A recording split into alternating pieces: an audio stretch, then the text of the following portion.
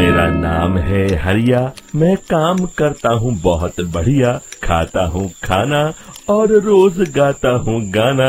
अरे यार, आज तो बहुत देर हो गई। इस खतरनाक जंगल को देखकर तो मेरे हाथ पैर ठंडे हो गए हैं। अगर मैं वक्त पर गांव नहीं पहुंचा तो मालिक बहुत नाराज हो जाएंगे। तभी हरिया को एक आवाज सुनाई देती है। सुनिए हरु जी। अरे, ये आवाज किसने दी? तभी हरिया को सामने कुछ दूर एक औरत खड़ी दिखाई देती है। अरे भाई, ये औरत अकेली इतनी रात को इस जंगल में क्या कर रही है? चलकर पूछना पड़ेगा। फिर हरिया अपनी बैलगाड़ी उस औरत के सामने लाकर रोक देता है और उससे पूछता है। अरे सुनिए, आप इतनी रात को इस खतरनाक जंगल में अकेली क्या कर रही हैं?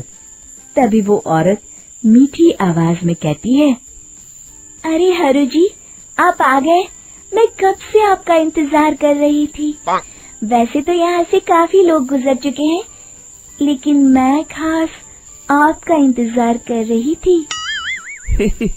अच्छा, तुम सच कह रही हो? मुझे तो यकीन नहीं हो रहा है। वो क्या है ना, आज तक किसी ने मुझसे इतने प्यार से बात नहीं की। हाँ हाँ हरु जी, मैं सच कह रही हूँ। अब देर मत करिए और जल्दी से मुझे मेरे घर तक छोड़ दीजिए। हाँ हाँ, कौन सी बड़ी बात है, अभी छोड़ देता हूँ। आप मेरे पीछे बैलगाड़ी में बैठ जाइए और मुझे रास्ता बताते चलिए। फिर वो औरत हरिया की बैलगाड़ी में बैठ जाती है और हरिया बैलगाड़ी हाँकता हुआ आगे चल पड़ता है। फिर उस औरत के बताए हुए रास्ते पर चलते चलते हरिया बैलगाड़ी लेकर एक काली गुफा के आगे आकर रुक जाता है। हरिया उस औरत से पूछता है, हाँ देवी जी, आपका घर कहाँ है? यहाँ तो एक गुफा के अलावा और कुछ नहीं है। तभी अचानक वो औरत हवा में उड़ने लगती है। देखते ही देखते उसका सुंदर रूप एक डरावनी चुड़ैल में बदल जाता है और वो जोर जोर से हंसती है। अरे तू तो एक नंबर का बेवकूफ निकला। तू तो बड़ी आसानी से मेरी बातों में आ गया। अरे मर गया रे, ये तो एक चुड़ैल है। हे भगवान बचा ले, ये तो बड़ी डरावनी दिखाई दे रही है। और फिर अगले ही पल हरिया की बैलगाड़ी में रखा सारा सामान हवा में उड़ता हुआ उस काली गुफा के अंदर चला जाता है और वो चुड़ैल भी उस गुफा के अंदर जाकर कहीं गायब हो जाती है। हरिया ये नजारा देख बुरी तरह घबरा और परेशान हो जाता है। अरे, ये चुड़ैल तो मेरा सारा सामान लेकर गुफा में गायब हो गई। अब क्या होगा? अगर मैं गांव खाली हाथ गया तो मालिक मेरी अच्छी खबर लेंगे। मेरी इस बात का कोई यकीन भी नहीं करेगा। फिर आखिर वही हुआ।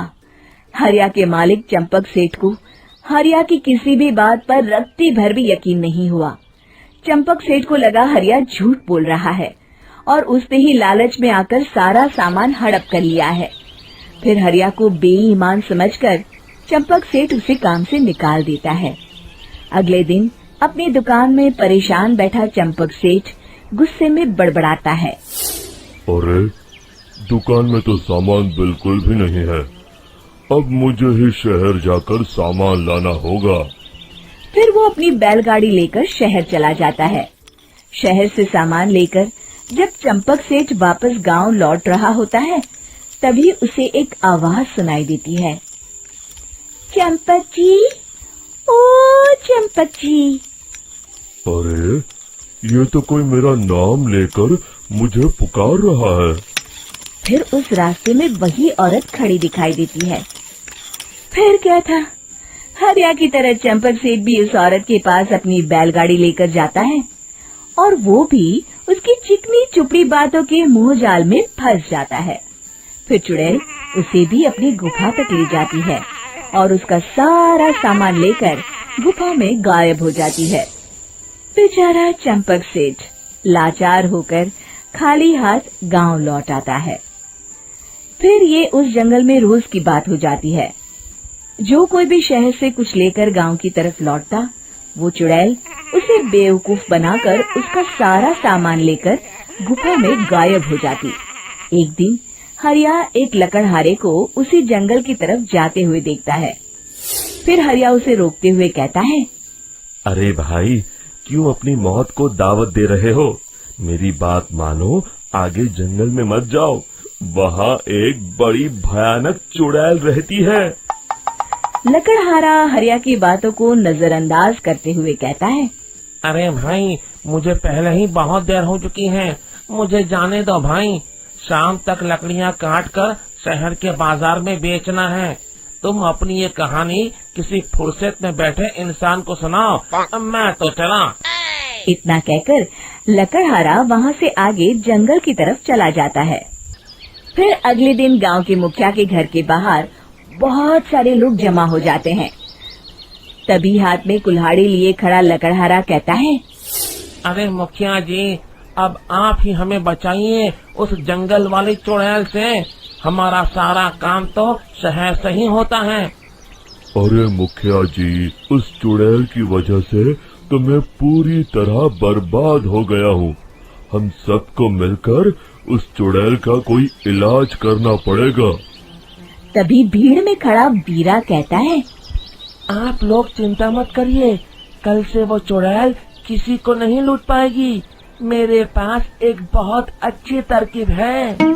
तभी चंपक सेठ उसका मजाक उड़ाते हुए कहता है, अरे तेरा नाम वीरा है तो क्या हुआ? तूने अभी उस चुड़ैल को देखा नहीं है? जाकर अपना काम कर, बड़ा आया। तब मुखिया जी कहते हैं, नहीं नहीं चंपक सेठ, मुझे लगता है हमें इस लड़के को एक मौका देना चाहिए। फिर सभी गांव वाले मुखिया जी की बातों से सहमत हो जाते हैं और वीरा शाम को एक बैलगाड़ी में कुछ सामान लादकर उस जंगल की ओर चल देता है। वीरा, ओ वीरा, कहाँ जा रहा है? तभी वीरा मुड़ के देखता है, वही चुड़ैल एक औरत के रूप में खड़ी है। अरे बहन जी, मैं आपको ही ढूंढ रहा था। देखिए, मैं आपके लिए क्या लाया हूँ। हैं? अरे वाह, तो खुद मेरे लिए इतना सामान लाया है। तू ही अकेला गांव में समझदार है। जरा देखो, मैं भी खोल के, बड़े भूख लगी है। जैसे ही चुड़ैल उस सामान पर से कपड़ा हटाती है, एक भगवान शिव की तेज रोशनी उसके अंदर मूर्ति से निकलती है और चुड़ैल अपने असली रूप में आकर जलने लगती है। अरे मैं जल रही हूँ, बचाओ! बचाओ! ओम नमः शिवाय, मर गई मैं! देखते ही देखते वो चुड़ैल राख के साथ उड़ जाती है और सभी गांव वाले भी वहां जाते हैं। शिक्षा बुराई पे सदा अच्छाई की ही जीत होती है।